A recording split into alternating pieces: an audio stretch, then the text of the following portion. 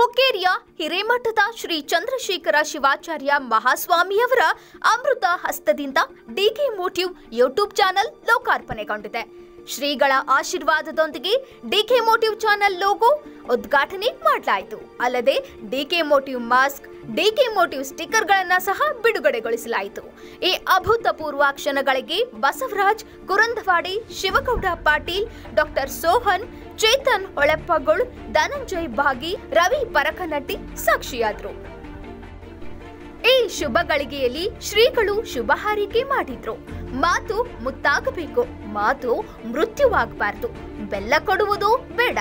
ಬೆಲ್ಲದಂತಹ ಸಿಹಿಯಾದ ಕೆಲವು ಮಾತುಗಳನ್ನು ಆಡಿದ್ರೆ ಮನಸ್ಸು ಹಗುರವಾಗುತ್ತದೆ.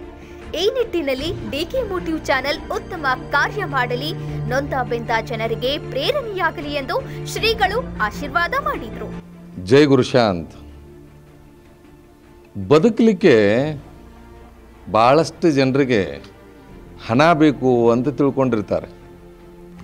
ಆದರೆ ಬದುಕಲಿಕ್ಕೆ ಬೇಕಾಗಿರುವಂಥದ್ದು ಮೊದಲು ಒಳ್ಳೆಯ ಮಾತುಗಳು. ಲಕ್ಷ್ಮೀರ್ ವಸತಿ ಜಿಹ್ವಾಗ್ರೇ, ಜಿಹ್ವಾಗ್ರೇ ಮಿತ್ರ ಬಾಂಧವ, ಜಿಹ್ವಾಗ್ರೇ ಬಂಧನಂ ಪ್ರಾಪ್ತಂ, ಜಿಹ್ವಾಗ್ರೇ ಮರಣಂ ಧ್ರುವಂ ಅಂತ.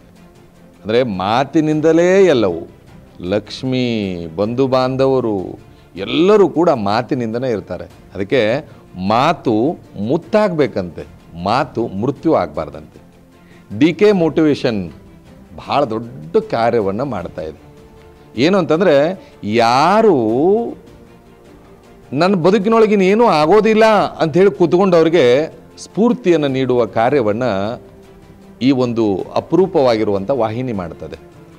ಬಹುಶಃ ನೀವು ನೋಡಿರಬಹುದು, ಏನೆಲ್ಲ ಗಳಿಸಿರುವಂಥ ವ್ಯಕ್ತಿ ಇವತ್ತು ನಿರಾಶಾವಾದಿಯಾಗಿದ್ದಾನೆ. ಆದರೆ ನಿರಾಶಾವಾದಿ ಆಗದೆ ಆಶಾವಾದಿಯಾಗಿದ್ದ ಅಂತಂದರೆ ಎಂಥ ಪರಿಸ್ಥಿತಿಯನ್ನು ಕೂಡ ಎದುರಿಸಬಹುದು. ನಮ್ಮ ಕಣ್ಮುಂದೆ ಇರ್ತಾರೆ, ಆದರೆ ನಾವು ನೋಡಿ ಮಾತಾಡ್ತೇವೆ ವಿನಃ ನೋಡಿ ಕಲಿಯೋದಿಲ್ಲ. ಗೊತ್ತಿರಲಿ ನಿಮಗೆ, ನಾಲಿಗೆ ಒಂದದ, ಕಾಲ ಎರಡದ, ಒಂದರಷ್ಟು ನುಡಿದ್ರೆ ಎರಡರಷ್ಟು ನಡಿಯಂತೆ. ಆ ದೃಷ್ಟಿಕೋನದಿಂದ ಬಹುಶಃ ಈ ವಾಹಿನಿಯನ್ನು ನೋಡಿದರೆ ಬೇರೆ ಏನೂ ಇರಲ್ಲ. ಏನಿರ್ತದೆ ಅಂದರೆ, ನಾನು ಬದುಕಬೇಕಂದ್ರೆ ಹೇಗಿರಬೇಕು, ನನ್ನ ಬದುಕಿಗೆ ಏನನ್ನು ಕಂಡುಕೋಬೇಕು ಅನ್ನುವ ಕಾರ್ಯವನ್ನು ಈ ವಾಹಿನಿ ಮಾಡ್ತದೆ. ನೀವು ನಿತ್ಯವೂ ನೋಡಬೇಕು. ಬಹುಶಃ ನಮಗೆ ಖುಷಿ ಏನಂತಂದರೆ, ದಿಲೀಪ್ ಕುರಂದವಾಡಿಯವರು ಬಹುಶಃ ಅವರ ಎಲ್ಲ ಕಾರ್ಯಕ್ರಮಗಳಲ್ಲಿ ಹೋದವರೆಲ್ಲರೂ ಕೂಡ ಏನಾದರೂ ಒಂದು ಕಂಡುಕೊಂಡಿದ್ದಾರೆ. ಇವತ್ತು ವಿಶೇಷವಾಗಿ ವಿನೂತನವಾಗಿ ನಮ್ಮ ಭಾಗದ ಈ ಒಂದು ವಾಹಿನಿ ಪ್ರಾರಂಭ ಆಗ್ತಾ ಇದೆ. ಎಲ್ಲರೂ ನೋಡಬೇಕು, ನೋಡುವುದಷ್ಟೇ ಅಲ್ಲ, ಬದುಕಿನೊಳಗೆ ಅಳವಡಿಸ್ಕೊಳ್ಬೇಕು.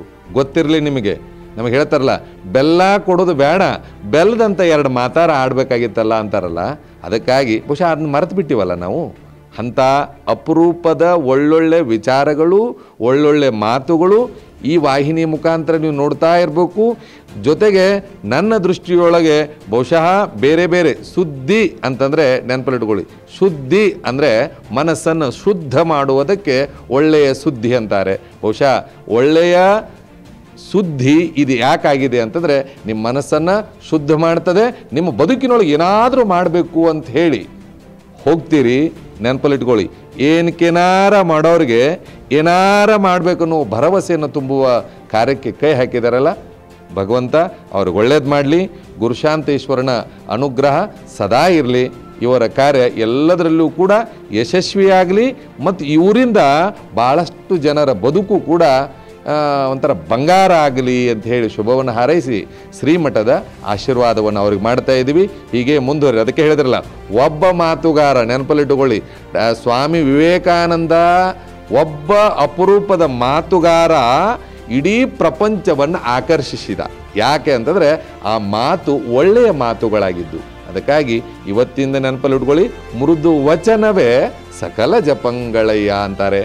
ಒಳ್ಳೆಯ ಮಾತನ್ನು ಕೇಳೋಣ, ಒಳ್ಳೆಯ ಮಾತನ್ನು ಕೇಳಿ ಅದರಂತೆ ನಡೆಯೋಣ ಅನ್ನೋ ಮಾತನ್ನು ಹೇಳ್ತಾ ಶುಭವನ್ನು ಹಾರೈಸ್ತಾ ಇದ್ದೇವೆ.